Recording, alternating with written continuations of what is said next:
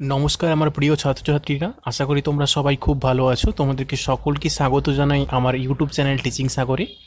আজকে ক্লাস পঞ্চম শ্রেণীর বিষয় হচ্ছে গণিত, মডেল অ্যাক্টিভিটি টাস্ক পার্ট 6 নিয়ে আলোচনা করব।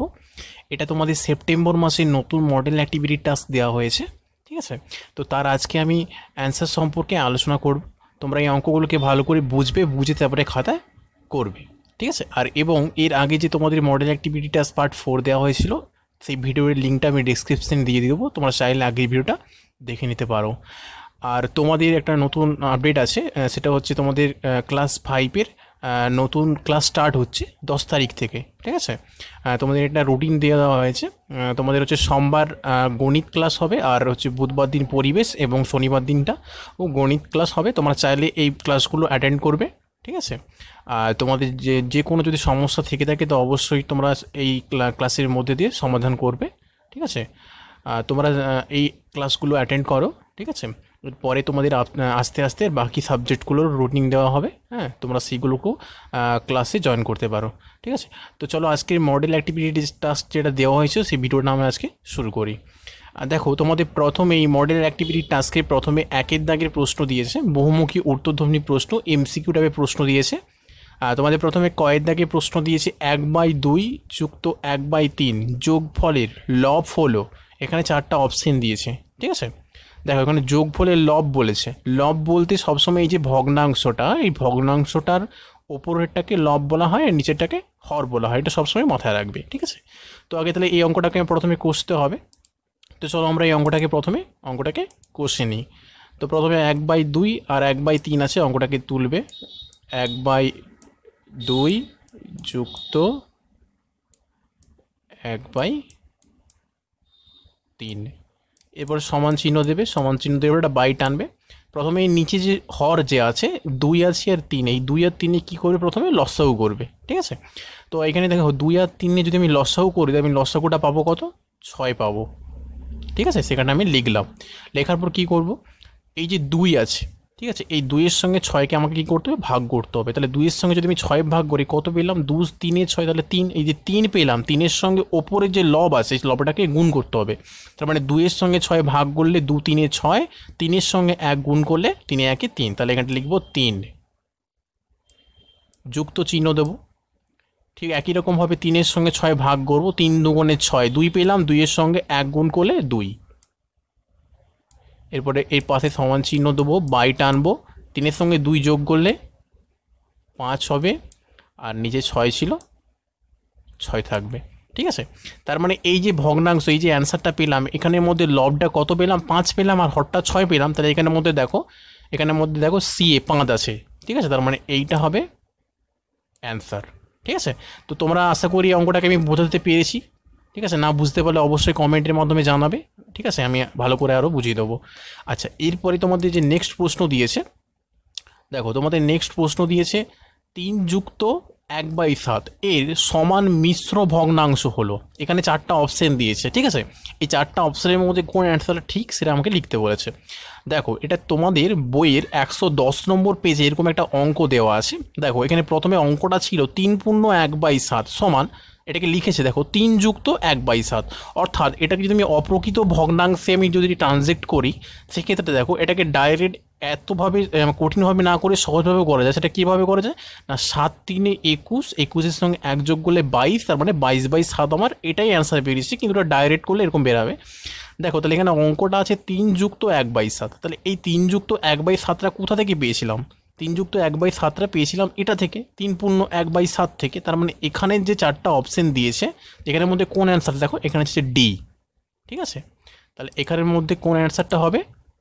এখানে আমার অ্যান্সারটা হবে ডি এর দাগ, ঠিক আছে? এইটা হবে আমার অ্যান্সার, ঠিক আছে? মানে এটা থেকে এটাতে এসেছে, মানে এরকমই করলে আমার লাস্টে অ্যান্সার বেছে 22/7, কিন্তু এখানে জাস্ট আমার এই এই অঙ্কটা দিয়েছে, মানে এটা কোথা থেকে এসেছে, এটা 3 পূর্ণ 1/7 থেকে আমরা এটা লিখতে পারি, তার মানে এটা অ্যান্সারটা এইটা হবে, ঠিক আছে?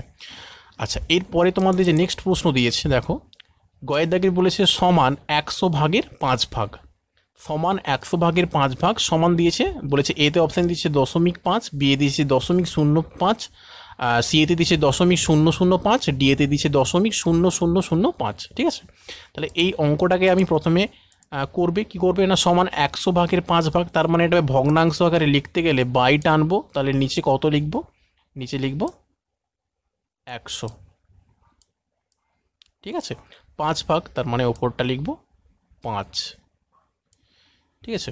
তাহলে এটাকে যদি আমি ভাগ করি তাহলে দেখো ভাগটা এইভাবে করবে, এখানে আমি 5 দিলাম আর এখানটায় 100 দিলাম, তাহলে এখানটা কি করব না দশমিক দেবো, দশমিক দিয়ে একটা শূন্য দিলাম, ঠিক আছে। আর একটা শূন্য দিয়ে এখানটা কি করব, শূন্য বসালাম, তারপরে করব 105-এ 500, ঠিক আছে। তার মানে অ্যান্সারটা কত পেলাম, 0.05, ঠিক আছে। তাহলে এখানের মধ্যে কোথায় আছে দেখো বিয়েরটা 0.05, তার মানে এটা হবে আমার অ্যান্সার, ঠিক আছে। আশা করি আমি বোঝাতে পারলাম। আচ্ছা, এরপরে তোমাদের যে নেক্সট প্রশ্নটা দিয়েছে,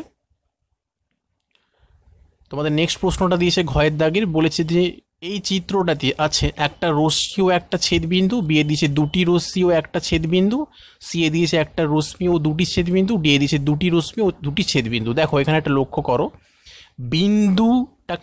বিন্দু আর এই যে বলেছে বিন্দু আর রশ্মি এই দুটোকে ভালো করে বুঝতে হবে। দেখো এখান থেকে যে রশ্মিটা টানা হয়েছে এই বিন্দুটা থেকে কিন্তু টানা হয়েছে, এখান থেকে একটা গিয়েছে আর এখান থেকে একটা গিয়েছে, তার মানে বিন্দুটা আমার এখানে কি একটা, আর ঠিক আছে।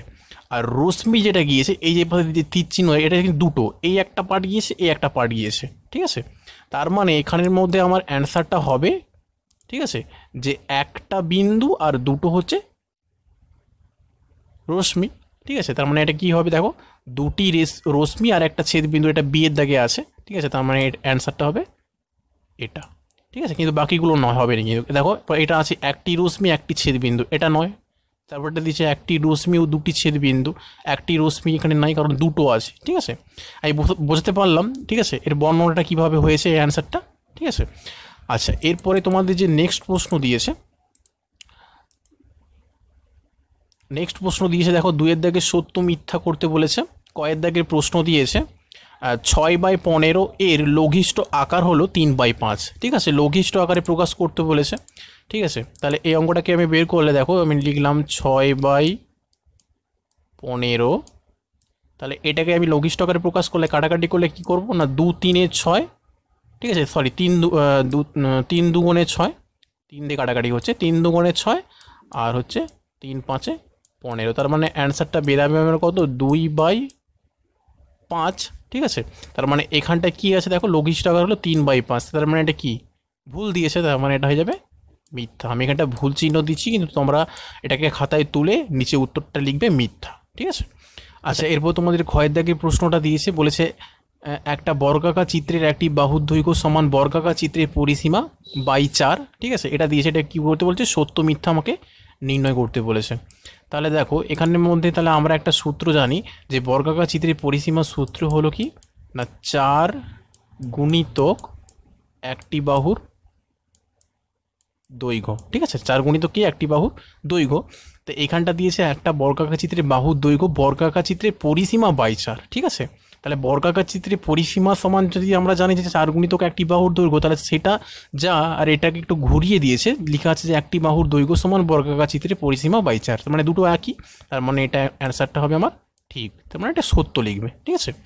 আচ্ছা, এরপর তোমাদের গ নম্বর প্রশ্নটা করেছে 100টি বোতাম বর্গাকারে সাজালে একটা সারিতে বোতাম সংখ্যা হবে 9টি, ঠিক আছে। তাহলে এই অঙ্কটা দেখো, ধরো এরকম একটা বর্গাকার চিত্র আছে, এই বর্গাকার চিত্রে, ঠিক আছে, একটা সারিতে কটা করে সাজাতে বলছে 9টা, ঠিক আছে। এটাকে আমি চেক করতে বলেছি। তাহলে দেখো 100টি বোতাম বর্গাকারে, দেখো এই বর্গাকারে এই জায়গাটায় বুঝতে পারলে অঙ্কটা আমার ভালো করে বোঝা যাবে যেটা সত্য না মিথ্যা। দেখো 100টা বর্গাকার মানে 100 আমি যদি বর্গ করি, এখানে 100 লিখলাম, ঠিক আছে। এর যদি আমি বর্গ করি তাহলে এটাকে কী লিখতে পারি না √10 গুণিতক 10, মানে 10 10কে 100, তার মানে দুটো 10 আছে, সেখানে লিখতে পারি একটা 10, তার মানে হওয়া উচিত ছিল যে প্রত্যেকটা সারিতে 10টা করে, ঠিক আছে, 10টা করে কী হবে বোতাম হবে, কিন্তু এখানে দিয়েছে 9টা করে, ঠিক আছে। তার মানে এটা কী হয়ে যাবে ভুল হয়েছে, তার মানে এটা হয়ে যাবে মিথ্যা, তোমরা এটা মিথ্যা করবে। আচ্ছা, এরপর তোমাদের ঘ নম্বর প্রশ্ন করেছে 10/5 আর 5/10, এটা খুব সোজা। দেখো এখানে যদি আমি ভাগটা করি এখানে আমি ভাগ করছি, দেখো 10 মাঝখানে লিখলাম আর এখানটা লিখলাম 5, তার মানে এখানে লিখলাম 5 দুগুণে 10। এটা আমার ভাগফল কত বেরিয়েছে? 2 বেরিয়েছে। আবার যদি এই ভাগটা করি, মানে মাঝখানে 5 থাকবে আর এই পাশে 10, তার মানে কি এটা আমি দশমিক দিয়ে এখানে একটা শূন্য লাগালাম, 10 5 50, তার মানে কত বেরিয়েছে? 0.5। তাহলে এটার ভাগফল যে বেরিয়েছে আর এটার ভাগফল যে বেরিয়েছে দুটো আলাদা সম্পূর্ণ, ঠিক আছে? তার মানে এটা সমান নয়, সেই জন্য এটা কি হয়ে যাবে? ভুল হয়ে যাবে, মানে মিথ্যা হয়ে যাবে, ঠিক আছে? তো আমি সত্য মিথ্যাগুলো আমি বুঝতে পারলাম, ঠিক আছে? আর যদি বুঝতে অসুবিধা হয় তো অবশ্যই কমেন্ট করো আমাকে। আচ্ছা, এরপরে তোমাদের নেক্সট যে প্রশ্ন দিয়েছে, দেখো এখানে দিয়েছে স্তম্ভ মেলাও, বলেছে যে কোনো 3টি, এখানে ক স্তম্ভ দিয়েছে, খ স্তম্ভ দিয়েছে। এখানে দেখো তোমাদের আমি বলে দিচ্ছি, তোমাদের এটা তোমাদের বইয়েই আছে, এটা বই থেকে আমি এখানে একটা স্ক্রিনশটটা দিয়েছি। আর তোমাদের এরকম একটা ছকের আকারে দেওয়া আছে, এখানে দেখো দেওয়া আছে সরল রেখা, এখানে প্রান্তবিন্দু দিয়েছে, দেখেন যে প্রান্তবিন্দু নেই, ঠিক আছে? তার মানে তোমরা এটা অ্যান্সারটা কী করবে? সরল রেখা, এটা করবে প্রান্তবিন্দু নেই, এই অ্যান্সারটা করবে। আচ্ছা, তারপরে দেখো সরল রেখাংশ, এটা কি বলছে? প্রান্তবিন্দু, এটা বলছে 2টি প্রান্তবিন্দু আছে, তাহলে এটা কি করবে? এটা ওপরেরটা করে দেবে। আর রশ্মিটা কি বলেছে? দেখো একদিকে একটি প্রান্তবিন্দু আছে আর অন্যদিকে প্রান্তবিন্দু নেই, তাহলে এটা দেখো এখানে লেখা আছে একটা প্রান্তবিন্দু আছে, তাহলে এটা করবে একটি প্রান্তবিন্দু আছে। আর যেটা সমবিন্দু সরলরেখা আছে, ঠিক আছে, সেটা যেটা পড়ে আছে একটা নির্দিষ্ট ছেদ বিন্দুগামী, এটা করে দেবে, ঠিক আছে? এটা তোমরা দেখে দেখে ছকের আকারটা খুব সুন্দর করে এরকমই খাতায় খুব সুন্দর করে করবে। আচ্ছা, এরপরে তোমাদের যে নেক্সট প্রশ্ন দিয়েছে, দেখো 4 দাগের ক নম্বর প্রশ্ন করেছে, তুমি বাসে চেপে স্কুলে যাচ্ছ, কন্ডাক্টরকে 20 টাকা দিলে তিনি তোমাকে 15.50 টাকা ফেরত দিলেন, কন্ডাক্টর কত টাকা নিলেন? এই প্রশ্নটা করেছে। এই প্রশ্নের উত্তরটা তোমরা কি করবে? দেখো এটা তোমাদের 152 নম্বর পেজে অঙ্কের বইয়ে আছে, আর করে দেওয়া আছে, তোমরা দেখে দেখে খাতায় করে নেবে, ঠিক আছে? দেখো 3 দাগের এই যে অঙ্কটা 152 নম্বর পেজে 3 দাগের লেখা আছে, দেখো তুমি বাসে চেপে স্কুলে যাচ্ছ, কন্ডাক্টরকে 20 টাকা দিলে তিনি তোমাকে 15.50 টাকা ফেরত দিলেন, কন্ডাক্টর কত টাকা নিলেন? এখানে করে দেওয়া আছে, দেখো প্রথমে লেখা আছে কন্ডাক্টরকে দিলে কত টাকা? 20 টাকা, আর ফেরত দিলেন কত? 15.50 টাকা। তাহলে এখানের মধ্যে বিয়োগ করতে কত হবে না? অতএব তিনি নিলেন ক টাকা? 4.50 টাকা, ঠিক আছে? এখানে কিছু নাই, মানে কি বিয়োগ হয়ে যাচ্ছে 100, তার মানে 150-এর সঙ্গে 100 করলে কত? 50 হয়, আর এখানে 1 কমে যাচ্ছে, মানে 16 হয়ে যাচ্ছে, 16-এর সঙ্গে 20 বিয়োগ করলে 4 হয়ে যাচ্ছে। এটা তোমাদের বই থেকেই অ্যান্সারটা তোমরা দেখে দেখে করবে। আচ্ছা, এরপরে তোমাদের দেখো খ নম্বর যে প্রশ্নটা করেছে, খ নম্বর প্রশ্নটা করেছিল আয়তকার খেলার মাঠের দৈর্ঘ্য 50 মিটার এবং প্রস্থ 30 মিটার, চারিদিকে পাঁচিল দিতে হবে, পাঁচিলের দৈর্ঘ্য নির্ণয় করো, এই প্রশ্নটা করেছে। দেখো এই প্রশ্নটাও তোমাদের বইতে 126 নম্বর পেজে আছে। এখানে দেখো প্রশ্নটা একটু এক্সট্রা একটা প্রশ্ন করেছে, যেটা আমি বলে দিচ্ছি। এখানে প্রশ্নটা করেছিল আয়তকার খেলার মাঠের দৈর্ঘ্য 50 মিটার এবং প্রস্থ 30 মিটার, চারিদিকে পাঁচিল দিতে হবে ও মাঠটির ত্রিপল দিয়ে ঢাকা রাখতে হবে। মানে মাঠটি যে ত্রিপল দিয়ে ঢাকা রাখতে হবে এটা একটা পার্টের অ্যান্সার বের করতে হবে, আর চারিদিকে যে পাঁচিল দিতে হবে এটা একটা পার্টের অ্যান্সার বের করতে হবে, ঠিক আছে? তো তোমরা কি করবে? তোমরা শুধু এই চারিদিকে যে পাঁচিল দিতে হবে, যেহেতু প্রশ্ন করেছে পাঁচিলের দৈর্ঘ্য নির্ণয় করো, তোমরা শুধু এই অ্যান্সারটা বের করবে, ঠিক আছে? সেটা আমি বলে দিচ্ছি। সেটা তোমরা কি করবে না, তোমরা উত্তরটা এখান থেকে করবে যে পাঁচিলের দৈর্ঘ্য লিখবে, লিখে সমান চিহ্ন দেবে, ঠিক আছে? আমরা সূত্র জানি কি 2 গুণিতক দৈর্ঘ্য যুক্ত প্রস্থ, সেটা সূত্র, এখানে 2 হচ্ছে সূত্রের, আর দৈর্ঘ্য দেখো লেখা আছে 50 মিটার, তাহলে এখানে 50 লিখবে, যুক্ত প্রস্থ কত আছে? 30 মিটার, ঠিক আছে? তাহলে 2 গুণিতক 50-এর সঙ্গে 30 গুণ করলে কত? 80, তাহলে 280 গুণ করলে 160 মিটার, ঠিক আছে? তোমরা এই এতটুকুনি পর্যন্ত এই অ্যান্সারটা করবে, ঠিক আছে? আর এই যে বাকিটা আছে, এই বাকিটা কিন্তু করার দরকার নেই, ঠিক আছে? তারপর ভাষাটা লিখবে যে পাঁচিলের দৈর্ঘ্য, ঠিক আছে, হবে কত? 160 মিটার, এই এতটা পর্যন্ত তোমরা করবে, ঠিক আছে? এইখান থেকে আমি এতটা পর্যন্ত দাগটা দিয়ে দিলাম। আচ্ছা, এরপরে তোমাদের যে নেক্সট প্রশ্ন করেছে, নেক্সট প্রশ্নটা দেখো একটা সরল করো দিয়েছে, ঠিক আছে? দেখো এই অঙ্কটা তোমরা প্রথমে কি করবে, এটা তোমাদের 137 নম্বর পেজে দেওয়া আছে বইয়ের, ঠিক আছে? এটা তোমরা 137 নম্বর পেজে দেখবে, এই অঙ্কটা দেওয়া আছে, এখানে দেখবে অঙ্কটাকে করে দেওয়া আছে, তোমরা এটা দেখে দেখে খুব সুন্দর করে করবে। দেখো অঙ্কটা আমি বলে দিচ্ছি। এখানে দেখো 50 বিয়োগ ব্যাকেটে দিয়েছি 2 যুক্ত 3, ঠিক আছে, ভাজিতক 15 ভাজিতক 12 দিয়েছে। তাহলে এই যে থার্ড বন্ধনী প্রথমে সেকেন্ড বন্ধনী যেরকম আছে সেরকমই দেবে, 50 লিখবে বিয়োগ, এটা 2-এর সঙ্গে কী আছে, যুক্ত 3 আছে, তার মানে যোগ করতে হবে, তাহলে 2-এর সঙ্গে 3 যদি আমি যোগ করি তাহলে কত হবে, 5 হলো, তাহলে 50 বিয়োগ 5। তারপরে যেরকমই সেকেন্ড বন্ধনী ক্লোজ করবে, ভাজিতক 15 ছিল 15 লিখবে, ভাজিতক 12 ছিল 12 করবে। এবার 50-এর সঙ্গে 5 বিয়োগ করলে কত হবে, 45 যুক্ত, এখানে 15 ছিল 15 লিখবে, ভাজিতক 12 ছিল 12। এবার 45-এর সঙ্গে 15 যোগ করলে 60, 12 যেরকম ছিল লিখবে। এবার 12-র সঙ্গে 60 ভাগ করলে 5, তাহলে অ্যান্সারটা আমার বেরাবে 5। এটা তোমাদের বইয়ে করে দেওয়া আছে, ঠিক আছে, আমি জাস্ট বুঝিয়ে দিলাম, তোমরা এটা দেখে দেখে খুব সুন্দর করে করবে, ঠিক আছে। তো বন্ধুরা, তোমাদের এই ছিল মডেল অ্যাক্টিভিটি টাস্ক পার্ট 6-এর অ্যান্সার। আশা করি তোমাদের কোনো প্রবলেম থাকবে না, যদি প্রবলেম থাকে তো অবশ্যই কমেন্টের মাধ্যমে জানাও। ভালো লেগে থাকে অবশ্যই চ্যানেলটিকে সাবস্ক্রাইব করো, লাইক করো।